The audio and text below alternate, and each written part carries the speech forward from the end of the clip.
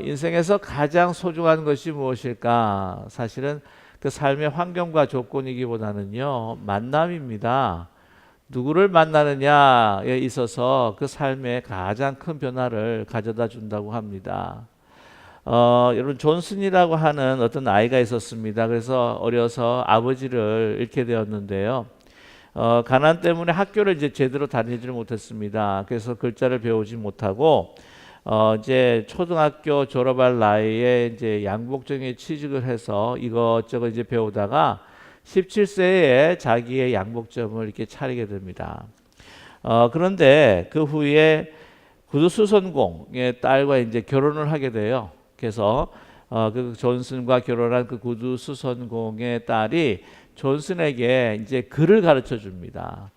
그때 문맹이었던 이 존슨이라고 하는 사람이 정말 사랑하는 아내의 그 가르침을 받고는요, 얼마나 공부에 재미가 있는지 재미를 들여버린 거예요. 그래서 그를 깨우친 것뿐만이 아니라 정말 하나를 가르쳐 주면은 10가지를 터득하는 그러한 재능이 있었고 또 머리가 있었는데요. 나중에는 결국에 그가 성공하면서 테네시의 주지사가 되고 나중에는 상원 의원까지 지내게 됩니다. 나중에 정말 아주 많은 지지를 받으면서 미국 17대 대통령이 됩니다. 그분이 누구냐면은 아마 여러분도 잘 아실 것 같아요. 앤드류 존슨이라고 하는 17대 대통령. 그 여러 가지 업적 가운데 이 소련이 막 통탄할 그러한 일을 하게 되는데 아시다시피 알래스카 땅을 소련에서부터 사는 그러한 업적을 가지게 됩니다. 그냥 문맹인으로서 글자도 알지 못하는 일자무식한 사람으로서 한 사람 한 여인을 만남으로 인하여서 그가 나중에 대통령까지 되는 그러한 일들이 있다고 하는 것을 우리 역사 속에서 우리는 발견하게 됩니다. 이 만남이라는 것이 얼마나 중요한가. 그래서 이 마르틴 부보라고 하는 그 주의식 철학자가 여러분께서 너무나 좀 알고 계시는 분들은 그런 명제를 아실 텐데 우리의 그 관계 속에서 I thou 나와 너의 인격적인 관계로 우리가 만나야 한다. 근데 우리가 사회에서 또 우리 생활 이 세상에서 살아가다 보면은 I thou 나와 너라고 하는 그 인격적인 관계가 아니라 I it 하나의 어떤 물건으로서 만날 때에 우리의 삶, 우리 세상에는 슬픔이 우리에게는 다가올 수밖에 없다라고 그렇게 말씀한 적이 있습니다. 그래서 어떤 비유를 드냐면은 아주 추운 날에 어떤 한 사람이 쓰러져 있어요. 근데 A라고 하는 사람이 지나가면서 이 사람을 뭐 도와주거나 이 함께 가거든 이 추운 날에 자기가 견딜 수 없어서 죽게 되겠지라고 이렇게 지나가 버립니다. 근데 B라고 하는 사람은 그 쓰러진 사람, 이 사람을 그대로 두면은 여기서 바로 얼어 죽지 않겠는가 싶어서 들쳐업습니다. 들쳐업어서 가는데 가다가 보니까 앞에 죽어 있는 사람이 한 사람 있는 거예요. 그 사람이 누구냐면 아까 이 쓰러져 있는 사람을 그냥 보고 가던 사람이 그도 이제 그 추위에 이기지 못해 가지고는 그 쓰러져서 이제는 죽게 되었다고 하는 거죠. 그런데 이 사람은 그 쓰러진 사람을 이제 어둠으로 인하여서 그 사람의 온기와 자기의 온기가 이제는 합해지고 또 자기가 이렇게 업고 가면서 막 운동을 하기 때문에 땀을 흘려서 살 수 있었다라고 하는 그런 예화를 들기도 합니다. 우리 인생에서 정말 가장 중요한 것은 무엇일까? 정말 누구를 만나냐는 거예요. 내가 무엇을 소유하고 있고 내가 어떤 재능을 가지고 있고 지식을 가지고 있고 그보다 더 중요한 것은 우리가 누구를 만나느냐 하는 것이 가장 중요하다. 오늘 여러분들의 만남은 어떠십니까? 우리 부부와의 만남, 또 우리 형제 자매와의 만남, 또 우리 교회 안에서의 믿음의 형제 자매의 만남, 그것이 우리에게는 얼마나 축복인가 우리가 살아가면서 우리는 느끼게 되게 되는데요. 어떤 때는 축복이 아니라 이런 악연이 있나라고 하는 생각이 들 때도 아마 있을 것입니다. 우리 인생에서 가장 정말 영향력을 주고 인생의 변화를 시켜주는 것이 바로 만남이다. 오늘 말씀을 보게 되면은 참 아름다운 만남, 거룩한 만남, 그리고 역사의 변화를 일으키는 만남이 이 기록되고 있는 것을 우리는 발견하게 됩니다. 그것은 다름 아니라 잘 아시는 베드로와 고넬료의 만남이라고 하는 것이죠. 우리 지난 토요일 날도 우리 이 만남에 대해서 이야기를 시작했습니다. 오늘 더 깊이 한번 살펴보면서 정말 어떠한 만남이었는지 이 말씀을 통해서 우리가 정말 인생에서 하나님께서 인치시고 하나님께서 준비하시는 그러한 만남은 어떤 만남인지, 우리에게 있어서 어떤 나쁜 영향이 아니라 좋은 영향, 우리가 아름답게 하나님 앞에 변화되는 그런 만남은 어떤 만남인가 하는 것을 우리가 살펴보기를 원합니다. 말씀드렸다시피 오늘의 만남은, 이 두 사람의 만남은 참 거룩한 만남입니다.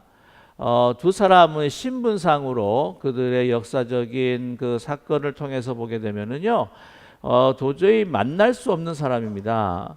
지금 고넬료는 이스라엘 백성들을 다스리는 지배국입니다. 또한 권력과 또한 이 권세를 가지고 있는 사람입니다. 이것이 사회적인 입장이라고 한다면, 반대로 베드로는 이 고넬료 백부장을 바라볼 때 종교적으로 또한 신앙적으로 참 만나기 힘든 사람이다. 특별히 유대 종교적으로는 이방인일 뿐만이 아니라 또한 그는 이스라엘의 원수와 같은 사람입니다. 그렇지 않습니까? 그리고 예수님이 누구의 손에 의해 죽으셨습니까? 물론 우리의 모든 신학적으로 우리가 보편적으로 본다면 우리 모든 인류의 죄를 위해서 십자가에 못 박히셔서 우리 죄를 사해 주셨지만, 역사적인 사건, 어떤 그런 면으로 봤을 때는 예수님께서는 유대 종교 지도자의 농간에 의해서 또한 로마 정부의 손에 의해서 십자가에 못 박히셨다고 하는 것이죠.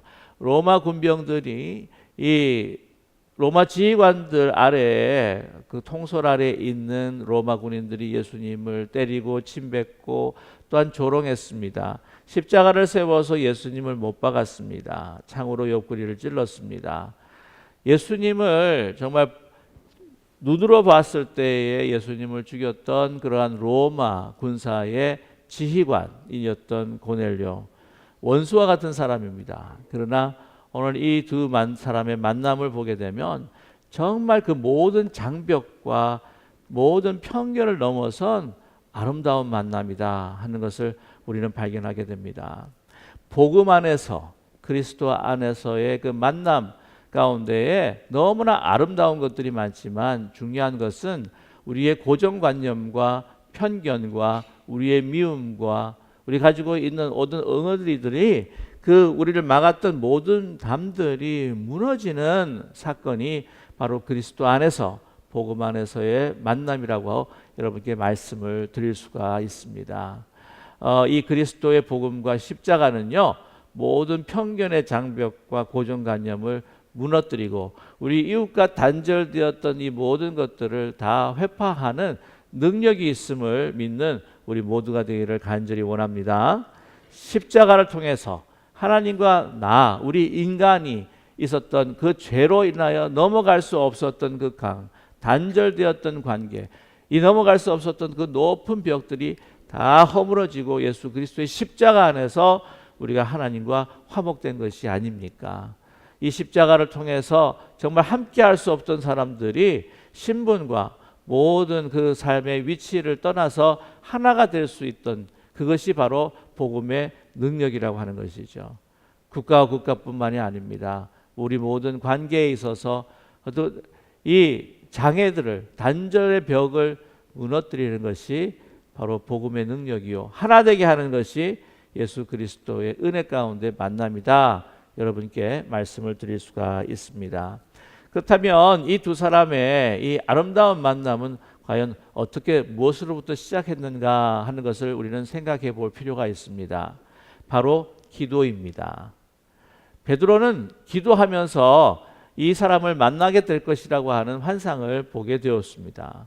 고넬료도 마찬가지입니다. 그는 기도하는 사람이었습니다. 기도하는 가운데 그 경건함과 그의 마음을 보시고 하나님께서 그에게 천사를 통해서 환상을 보여주셨다고 하는 것이죠. 요바에 있는 한 무두장기 시몬의 집에 있는 이 베드로, 시몬이라고 하는 사람이 있는데 그 사람을 데려오라고 그렇게 환상 속에서 지시를 받게 됩니다.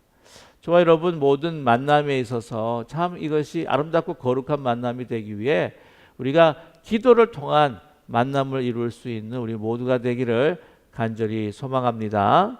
기도를 통한 만남이라고 하는 것은 성령 안에서의 만남입니다. 내가 먼저 이 사람을 만나고 싶습니다 라고 기도할 수도 있지만, 기도하는 가운데 사랑의 하나님, 내가 이러한 삶 가운데 있는데 나에게 정말 하나님께서 나를 인도해 주시는 좋은 사람으로 우리 만나게 해주시고 인도하여 주시옵소서. 먼저 하나님 앞에 그 만남의 이니셔티브를, 그 주도권을 주님 앞에 맡겨드리고 그 기도를 통해서 하나님이 만나게 해주시는 그 만남에 순종할 수 있는 우리 모두가 되기를 간절히 원합니다. 그래서 특별히 우리가 모든 계획이 우리가 만나고자 결정을 했다고 할지라도 우리가 기도하는 우리가 되기를 바라고요. 특별히 우리 부모님들, 조부모님들, 이 원근각처에 우리 자녀들이 살아가고 있는데 혹시 이게 대학교를 간 우리 자녀들이 있다면, 우리 손주들이 있다면 참 우리가 기도해야 될 필요가 있습니다. 그가 공부 잘하게 해주십시오. 또한 명석한 재능과 지능을 가질 수 있도록, 인텔리전스를 가질 수 있도록 해주십시오라고 우리가 기도할 수도 있겠지만, 공부하면서 아름다운 만남, 신앙 가운데에 참으로 귀한 거룩한 만남들을 만날 수 있도록 좋은 사람들을 우리 자녀에게 보내주십시오라고 기도할 수 있는 우리 모두가 되었으면 참 좋겠습니다. 그래서 여러분, 그 공부 잘하는 것도 중요하고 또 하지만 그 공부 잘하는 것, 또 삶의 어떤 목표와 비전을 가지는 것, 이것은 어떤 사람을 만났냐를 통해서도요, 그것이 구체적으로 이루어질 수 있다고 하는 것입니다. 우리의 모든 만남이 기도로 이루어지는 것, 성령께서 우리에게 그것을 인도해 주시는 그 만남, 오늘 고넬료와 또한 우리 베드로의 그 만남을 보게 되면 그들은 무엇을 통해서 만났느냐? 기도를 통해서 만났다고 하는 사실입니다. 우리 성도님들도요, 우리가 멀리 떨어져 있다 할지라도, 우리가 항상 이렇게 모이지 않는다 할지라도, 우리가 떨어져서 흩어져서 우리가 생활할 때에 우리 성도님, 힘들고 어려운 성도님들, 그분들을 위해 기도해주고 서로 위에 짝기도도 하시고 서로 위해 또 약속해서 그 시간을 맞춰서 기도도 하시고 또 그분들이 생각날 때마다 기도하시고, 우리가 몸은 떨어져 있지만 우리가 육신적으로 보고 있지 못하지만 그러나 늘 기도를 통해서 또 만나고, 또 우리가 만나지 못한 사람들도 하나님께서 주시는 그 만남을 통해서 더 풍성해지는 그런 귀한 우리 삶이 되시기를 간절히 소망합니다. 우리 기도로 만나게 되었습니다. 기도를 만나는 가운데 하나님께서 환상을 보여주시고 하나님께 보여주신 그 비전이요, 여기서 우리가 참 잘 알아야 될 것은 뭐냐면, 하나님께서 우리에게 추상적인 비전을 이제 주시는데 그 추상적인 비전이 어떻게 구체적으로 이루어지냐면, 우리가 믿음의 형제자매, 특별히 하나님께서 지시하신 만남으로 이루어지고 있다고 하는 것을 우리는 발견하게 됩니다. 그래서 오늘 하나님께서 주시는 만남이다. 내 안에 아젠다가 있는 것이 아닙니다. 내가 이런 만남을 원하니 하나님 이런 사람을 만나게 해주셔서 내가 원하는, 그것도 내 세상적인 욕심과 탐욕을 채울 수 있는 그러한 일들을 이루게 해 주시옵소서가 아니라고 하는 거죠. 하나님이 이 사람을 만나게 하셔서 나에게 어떤 말씀을 듣게 해 주셨을까라고 고넬료는요 기대하고 있습니다. 그렇지 않습니까? 내가 고넬료가 이 사람이 오면은 내가 이런 것들을 이루리라 하기보다는 뭔가 자기 자신이 더욱더 거룩해지고 경건해지기 위한 하나님의 인도하심인지 분명히 믿는데, 그것이 어떻게 구체적인 방법으로 나타날 것인지, 내용으로 나타날 것인지 알 수 없지만 그러나 베드로라고 하는 그 사람을 나에게 만나게 해주셔서 그 사람이 나에게 말씀하시는 정말 그 하나님의 말씀과 그 비밀이 무엇인가 듣기를 원했다고 하는 거죠. 만나면서 오늘 맨 끝절의 말씀을 보시게 되면은 참 겸손하게 오늘 33절에 보시게 되면은요, 내가 곧 당신에게 사람을 보내었는데 오셨으니 잘하였나이다. 이제 우리는 주께서 당신에게 명하신 모든 것을 듣고자 하여 다 하나님 앞에 있나이다. 하나님 앞에 겸손하게 저에게 무엇을 들려주시기를 원하십니까? 제가 무엇을 알기를 원하십니까? 하는 것을 듣기 위해 하나님 앞에 서 있다. 나 혼자만 서 있는 게 아닙니다. 그죠? 너무나 기대감에 가득하여서 내가 이거 내 혼자만 들을 수 없는 거죠.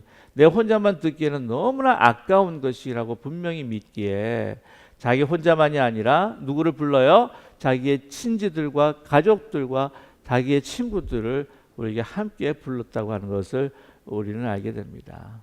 여러분, 우리가 만날 때에 우리가 기도 가운데서 만날 뿐만 아니라 하나님께 주신 만남에 대해서 우리는 기대감이 있어야 하는 겁니다.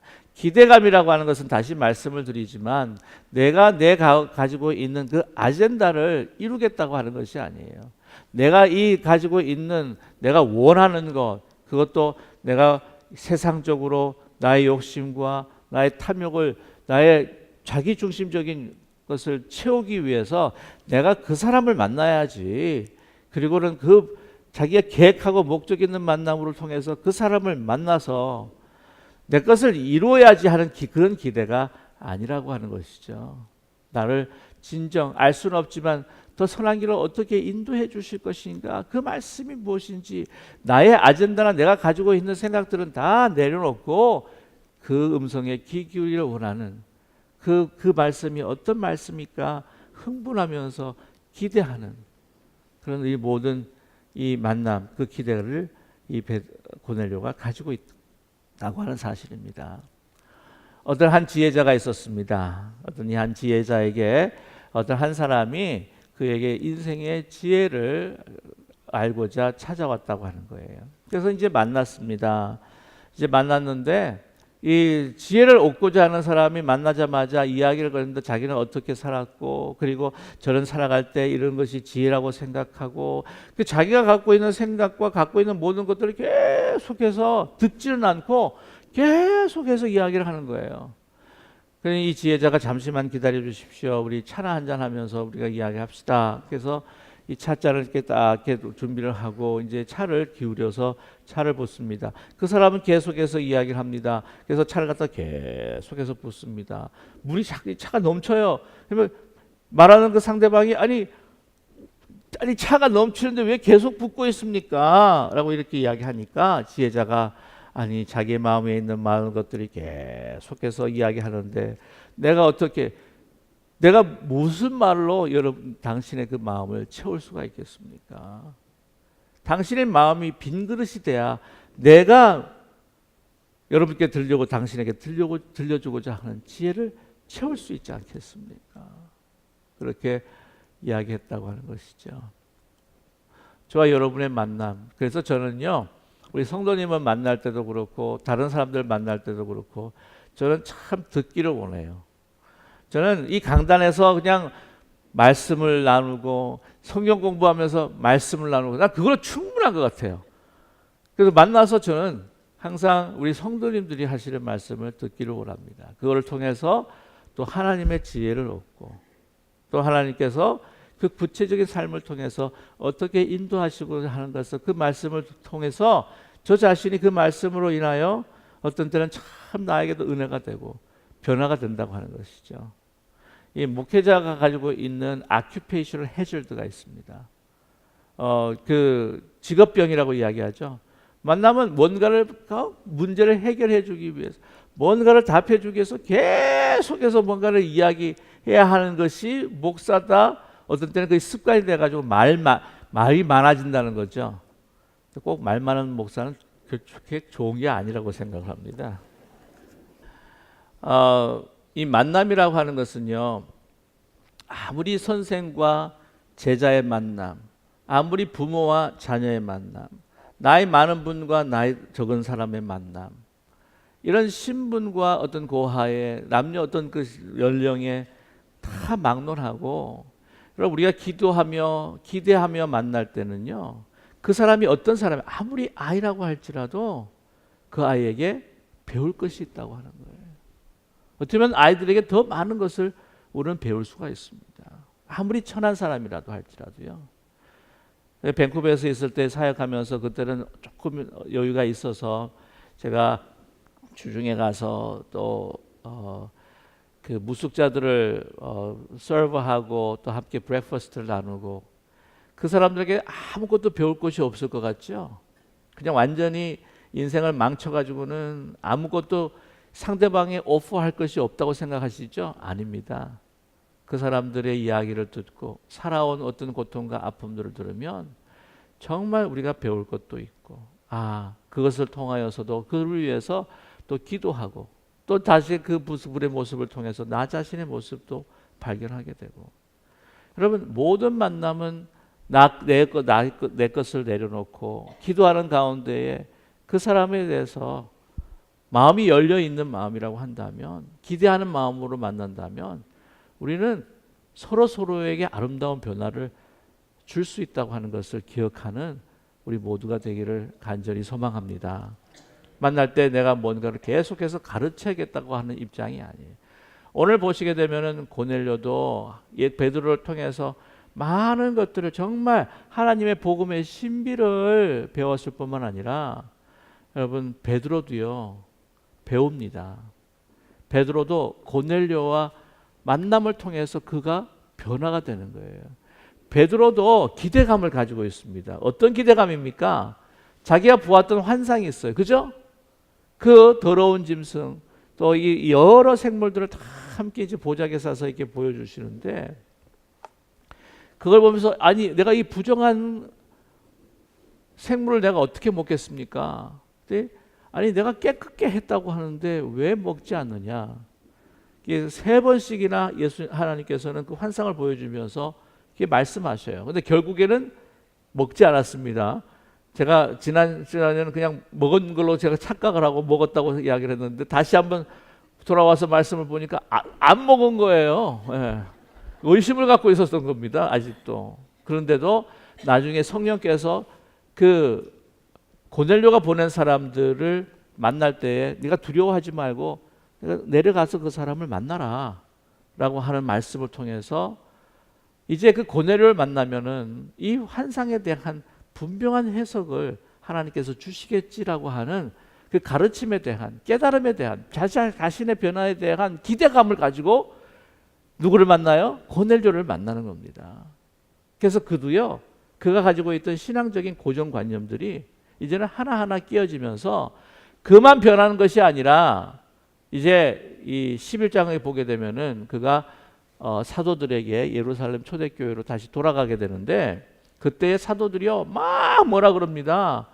고넬료 집에, 그 백부장 원수 같은 집에 들어가 가지고는 이방인과 같이 식사를 하고 같이 유했다고 막 난리를 치는데, 나중에 다 설명을 해요. 다 설명을 합니다. 이런 일이 있었고, 하나님께서 이런 환상을 보여주셨고, 이런 환상을 이 구체적인 만남을 통해서 보여주셨고, 어떤 일이 일어났는지, 고넬료가 나를 어떻게 맞이해 줬는지, 그 집안이 어떻게 구원을 받았는지.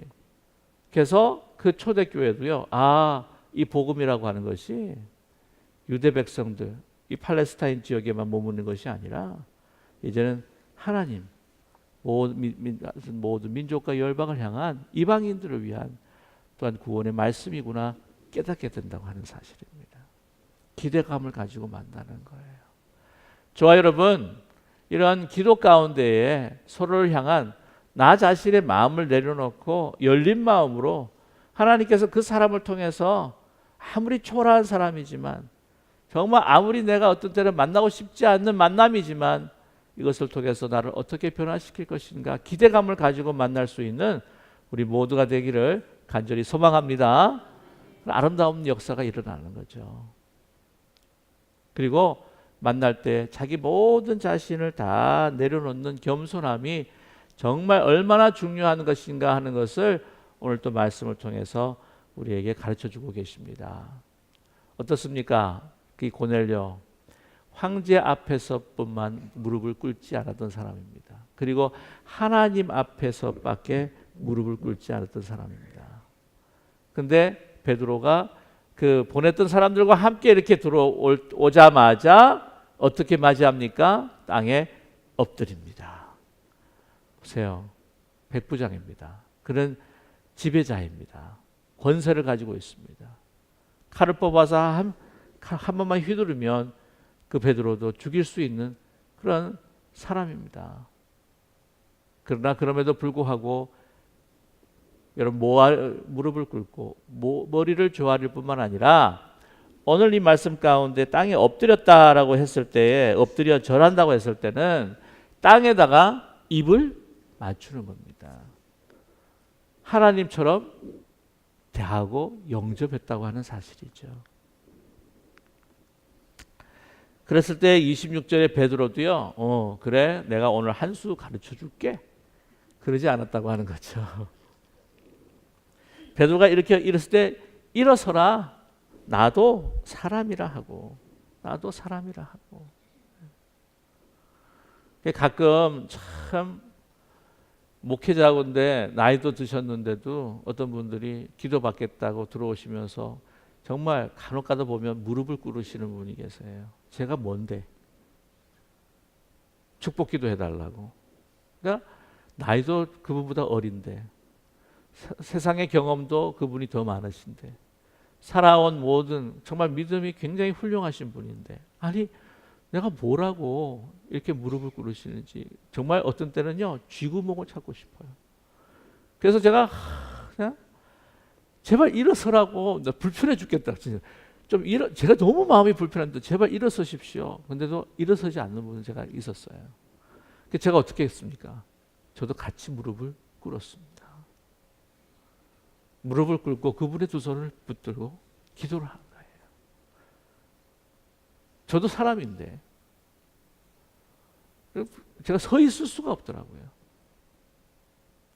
베드로의 마음도 아마 비슷할 것이라 생각합니다.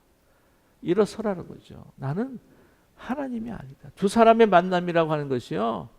얼마나 수평적인 것뿐만이 아니라 자기 자신을 더 낮추어서 만나는 그래서 그 사람에게 그 사람이 나에게 뭔가를 정말 내가 알 수 없는 것, 내가 무지한 것을 깨우쳐 줄 수 있을 것이라고 하는 그런 겸손함으로 서로가 만남으로 인하여서 정말 아름답고 성령 안에 역사적인 만남이 일어났다고 하는 것을 우리는 발견하게 됩니다. 그래서 쭉 이야기를 하죠.